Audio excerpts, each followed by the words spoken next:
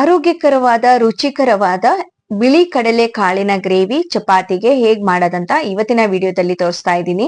ಇಲ್ಲಿ ನಾನು ಯಾವುದೇ ರೀತಿಯ ರೆಡಿಮೇಡ್ ಪೌಡರ್ ಅನ್ನ ಬಳಸ್ತಾ ಇಲ್ಲ. ವೆಲ್ಕಮ್ ಬ್ಯಾಕ್ ಟು ದೀಪಾಸ್ ಕನಸು ಯೂಟ್ಯೂಬ್ ಚಾನೆಲ್. ನಾನು ನಿಮ್ಮ ದೀಪ. ನಾನು ಒಂದ್ ಸ್ವಲ್ಪ ಕಡಲೆ ಕಾಳನ್ನ ರಾತ್ರಿನೇ ನೆನೆ ಹಾಕೊಂಡು ಇಟ್ಕೊಂಡಿದ್ದೀನಿ. ಇದನ್ನ ತೊಳ್ಕೊಂಡು ಒಂದ್ ಕುಕ್ಕರಿಗೆ ಹಾಕಿ ಕುಕ್ಕರಿಗೆ ಬೇಯುವುದಕ್ಕೆ ಎಷ್ಟು ನೀರು ಬೇಕೋ ಅಷ್ಟು ನೀರನ್ನ ಸೇರಿಸ್ಕೊಂಡು ರುಚಿಗೆ ತಕ್ಕಷ್ಟು ಉಪ್ಪು ಮತ್ತೆ ಸ್ವಲ್ಪ ಅರಿಶಿಣವನ್ನ ಹಾಕಿ ಒಂದು 5 ವಿಸಿಲ್ ಬೇಯಿಸ್ಕೊಳ್ಳಿ. ಅದಾದ್ಮೇಲೆ ಮಸಾಲೆಗೆ ಏನೆಲ್ಲ ಬೇಕಂತ ನೋಡೋಣ. ಒಂದ್ 3 ಟೊಮೊಟೊನ ಸಣ್ಣದಾಗಿ ಕಟ್ ಮಾಡಿ ರೆಡಿ ಮಾಡಿ ಇಟ್ಕೊಂಡಿದ್ದೀನಿ. 1 ಟೀ ಸ್ಪೂನ್ ಧನಿಯಾ, 1 ಟೀ ಸ್ಪೂನ್ ಜೀರಿಗೆ, 1 ಟೀ ಸ್ಪೂನ್ ಸೋಂಪು, ಹಾಗೆ ಒಂದ್ ಸ್ವಲ್ಪ ಗೋಡಂಬಿ, 2 ಈರುಳ್ಳಿಯನ್ನ ಸಣ್ಣದಾಗಿ ಕಟ್ ಮಾಡಿ ಇಟ್ಕೊಂಡಿದ್ದೀನಿ, 1 ಬೆಳ್ಳುಳ್ಳಿ ಇಡಿಯನ್ನ ಬಿಡಿಸ್ಕೊಂಡಿದ್ದೀನಿ, ಹಾಗೆ ಸ್ವಲ್ಪ ಶುಂಠಿ, 2 ಹಸಿಮೆಣಸು. ನೆಕ್ಸ್ಟ್ ಒಂದ್ ಬಾಣ್ಲೆ ತಗೊಳ್ಳಿ.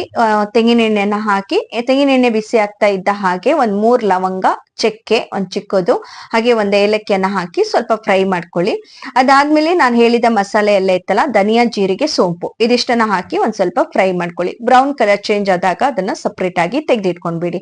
ಅದಾದ್ಮೇಲೆ ಇವಾಗ ಹಸಿಮೆಣಸು 2 ಖಾರಕ್ಕೆ ಸಾಕಾಗತ್ತೆ. ಆಮೇಲೆ ಶುಂಠಿ, ಬೆಳ್ಳುಳ್ಳಿ, ಈರುಳ್ಳಿ, ಹಾಗೆ ಗೋಡಂಬಿನ ಹಾಕಿ ಸ್ವಲ್ಪ ಬ್ರೌನ್ ಕಲರ್ ಬರೋ ತನಕ ಚೆನ್ನಾಗಿ ಫ್ರೈ ಮಾಡಿ. ಈ ಕಲರ್ ಸ್ವಲ್ಪ ಈರುಳ್ಳಿ ಕಲರ್ ಚೇಂಜ್ ಆಗ್ತಾ ಇದ್ದ ಹಾಗೆ ನೀವು ಇಲ್ಲಿ ಟೊಮೊಟೊವನ್ನ ಹಾಕೊಂಡು ಟೊಮೊಟೊ ಸಾಫ್ಟ್ ಆಗೋ ತನಕ ಚೆನ್ನಾಗಿ ಇಲ್ಲಿ ಫ್ರೈ ಮಾಡ್ಕೊಳ್ಳಿ.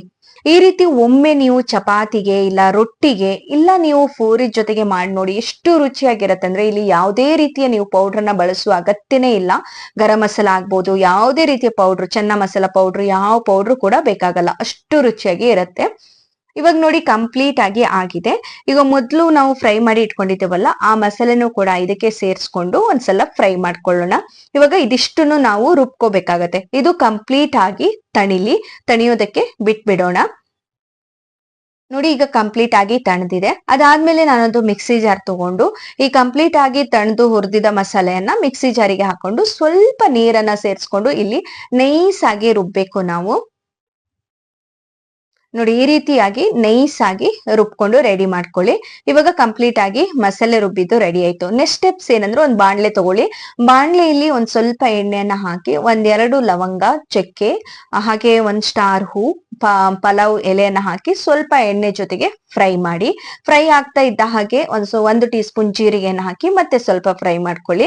ಆ ಫ್ರೈಯು ಆಗ್ತಾ ಇದ್ದ ಹಾಗೆ ರುಬ್ಬಿದಂತಹ ಮಸಾಲೆ ಇರತ್ತಲ್ವಾ ಅದನ್ನ ಕೂಡ ಈ ಎಣ್ಣೆ ಜೊತೆಗೆ 2 ನಿಮಿಷ ಫ್ರೈ ಮಾಡ್ಕೊಳ್ಳಿ. ಇಲ್ಲಿ ಜಾಸ್ತಿ ಎಣ್ಣೆ ಜೊತೆಗೆ ಫ್ರೈ ಮಾಡೋ ಅಗತ್ಯ ಇಲ್ಲ, ಯಾಕಂದ್ರೆ ನಾವೆಲ್ಲ ಮಸಾಲೆನ ಹುರ್ಕೊಂಡಿದೀವಲ್ವಾ, ಹಾಗಾಗಿ ಜಸ್ಟ್ ಲೈಟ್ ಆಗಿ 2 ನಿಮಿಷ ಫ್ರೈ ಮಾಡ್ಕೊಂಡ್ರೆ ನಿಮ್ಗೆ ಚೆನ್ನಾಗಿರತ್ತೆ ಗ್ರೇವಿ. ಇಷ್ಟು ಸಾಕು. ಇವಾಗ ನೋಡಿ ಕಂಪ್ಲೀಟ್ ಆಗಿ ಫ್ರೈ ಮಾಡ್ಕೊಂಡೆ.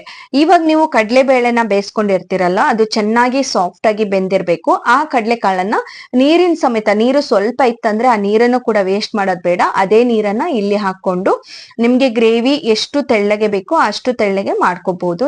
ನೀರು ಸಾಕಾಗಿಲ್ಲ ಅಂತ ಹೇಳಿದ್ರೆ ಎಷ್ಟೋ ನೀರ್ ಕೂಡ ಹಾಕೋಬಹುದು. ಅತಿ ನೀರಾಗಿ ಮಾಡಿದ್ರು ಚೆನ್ನಾಗ್ ಬರಲ್ಲ, ಮೀಡಿಯಂ ಆಗಿ ಇರ್ಬೇಕು ಯಾವಾಗ್ಲೂನು.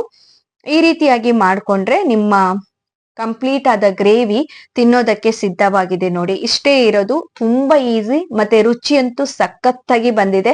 ಖಂಡಿತ ಫ್ರೆಂಡ್ಸ್ ಟ್ರೈ ಮಾಡಿ ಒಮ್ಮೆ ಆದ್ರೂ ಅಂತ ಹೇಳ್ತೀನಿ. ಚಪಾತಿ, ರೊಟ್ಟಿ, ಪೂರಿ ಜೊತೆಗೆ ಖಂಡಿತ ಸವಿಬಹುದು. ತುಂಬಾ ಟೇಸ್ಟಿಯಾಗಿ ಬಂದಿದೆ, ಆರೋಗ್ಯಕರವಾಗಿಯೂ ಇದೆ. ಯಾವುದೇ ರೀತಿಯ ಮಸಾಲಾ ಪದಾರ್ಥಗಳನ್ನ ನಾನು ಇಲ್ಲಿ ಯೂಸ್ ಮಾಡಿಲ್ಲ.